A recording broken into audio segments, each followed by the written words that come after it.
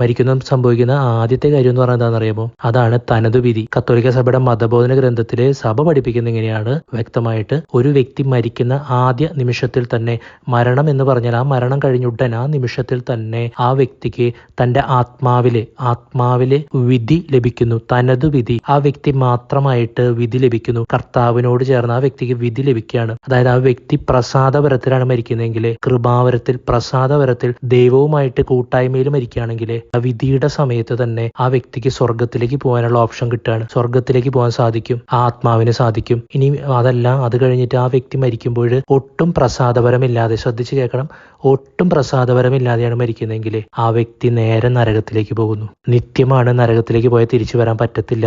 നരകത്തിലേക്ക് പോയ ആത്മാവിന് വേണ്ടി നമുക്കൊന്നും ചെയ്യാനും പറ്റത്തില്ല. ആത്മാവ് എന്നേക്കുമായി നഷ്ടപ്പെട്ട് കഴിഞ്ഞു. അപ്പം നരകത്തിലേക്ക് പോകുന്നതിനെ കുറിച്ച് സഭ പഠിപ്പിക്കുന്നത് ഇങ്ങനെയാണ്, ശ്രദ്ധിച്ച് മനസ്സിലാക്കണം. ഒരു വ്യക്തിയുടെ ആത്മാവ് മരണസമയത്ത് മാരക